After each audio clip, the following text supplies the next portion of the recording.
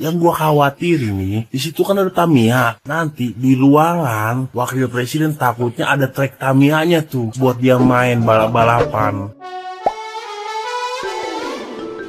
Hola netizen yang tercinta, Wakil Presiden terpilih Gibran Rakabuming Raka resmi mengundurkan diri dari jabatannya sebagai Wali Kota Solo. Dalam proses ini, Gibran terlihat membereskan barang-barangnya dari Balai Kota Solo, termasuk banyak mainan anak-anak yang memenuhi ruangannya. Sorotan netizen yang budiman mencuat terkait barang-barang yang dibersihkan Gibran, yang sebagian besar adalah mainan anak-anak. Beberapa netizen yang berbakti bahkan mengungkapkan pendapat bahwa Jokowi sebagai ayah Gibran tampaknya terlalu cepat mendorong anaknya untuk meninggalkan masa bermain dan masuk ke dunia kerja. Nah, gimana nih menurut netizen yang terhormat? Silahkan berkomentar ya. Halo guys, saya jadi ingat ya ketika anak saya TK sampai SD lah, itu di meja belajarnya penuh dengan mainan dari Tamiya, robot-robotan, Hot Wheels, dan lain-lain lah. Tapi ketika masuk SMP, mainan itu dia singkirkan, lalu berganti dengan buku-buku dan laptop tempat dia belajar. Nah, kalau kita lihat juga ya, Wakil Presiden RI yang pertama, Bung Hatta, itu bahkan sampai mendirikan perpustakaan pribadi karena ruang kerjanya penuh dengan buku-buku yang menginspirasi pikirannya. Sementara kita lihat ya, Wakil Presiden RI yang ke-14, Gibran Rakabuming Raka, juga banyak koleksinya, tapi koleksi mainan dan robot-robotan. Bahkan tidak terlihat buku bacaan apapun di meja kerjanya. Yang mungkin pikirannya hanya terinspirasi oleh mainan, bukan ide, bukan gagasan, bukan karya, bukan pula soal leadership dan kepemimpinan. Maka ya jangan heran kalau untuk mencapai tujuan dan keinginan, ya cara apapun akan dilakukan, bahkan melabrak aturan dan perundang-undangan. Nggak ada pertimbangan etika dan moral pada diri seorang anak-anak kan. Apalagi jika orang tuanya tidak memberikan pelajaran soal etika dan moral ini. Bila seorang anak tidak dipenuhi keinginannya, maka biasanya dia akan merengek, merajuk, bahkan mungkin ngamuk gitu ya, tantrum.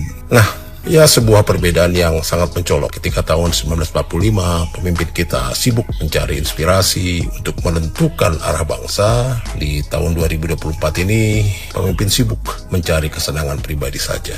Nah, menurut saya pajangan di ruang kerja itu adalah representasi mental dari pemiliknya, ya representasi dari pikiran yang sebenarnya. Nah, Bung Hatta merepresentasikan sebagai cendekiawan dengan buku-buku yang begitu banyak, sekaligus leader.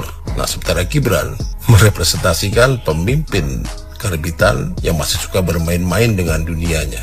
Yang jelas, ya nanti ruang kerja Wakil Presiden pasti lebih lebar lah, lebih luas lah.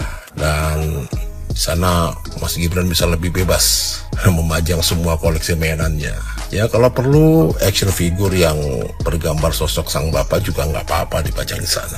Nah, sementara itu ada yang bilang bahwa ya ini justru malah bagus apa adanya gitu. Ya, bisa saja dia naruh buku-buku buat pencitraan. Ya ini bukan soal pencitraan sih. Ya dia memang tidak baca buku. Dan justru dengan memajang mainan dan robot-robotan itu adalah pencitraan bagi kalian yang hobi dan gemar gimmick serta joget-jogetan.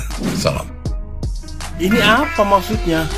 Selesai tugas, masa jabatannya habis, kemas-kemas ruangan kerja. Isinya cuma map biru sama map merah sama buku-buku bacaannya. Ini nggak anak muda banget kalau kayak gini, Pak Anies. Anak muda tuh nggak suka yang kayak gini, nggak suka membaca, nggak suka anak muda.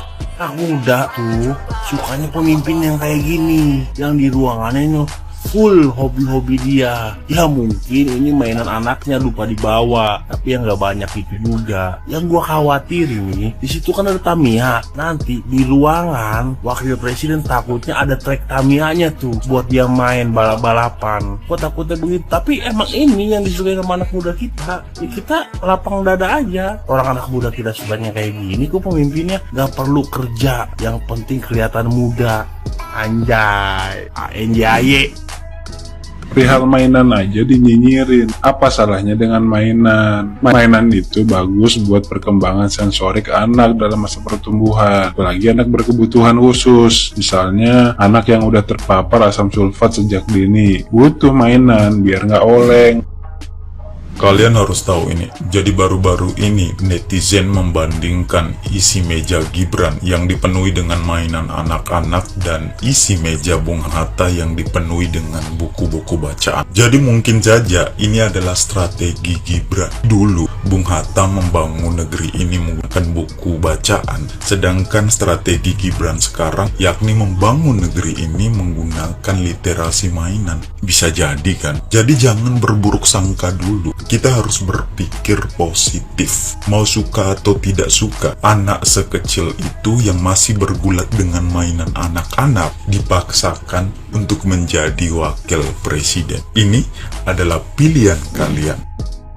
Lagi rame nih di pemberitaan, waktu Mas Gibran lagi pindahan dari kantornya ke Solo buat siap-siap ke Jakarta. Kelihatan tuh Mas Gibran lagi ngepak mainan-mainannya ke dalam kardus. Rame sih dibahas, kok udah gede masih beli mainan sih, masih koleksi mainan. Oh jadi gini kualitas wakil presiden kita nanti, koleksi banyak banget mainan. Itu mainan, kapan kerjanya? Kok ngurusin mainan doang? Gini gue jelasin. Oke, Mas Gibran itu sama-sama juga ya cowok biasa, pria biasa. Pria juga punya hobi. Gue juga sama kok, di meja kerja gue juga dulu gue taruhin mainan, gue pajangin mainan yang dinilai nanti sama kita itu kinerjanya, bukan hobinya. Nih, kardus di belakang gue juga isinya mainan. Ya wajar dong, namanya juga cowok punya hobi. Hobinya juga nggak merugikan kan? Justru aneh kalau cowok nggak punya hobi. Karena kalau cowok nggak punya hobi atau pria nggak punya hobi, malah yang ada nanti aktivitas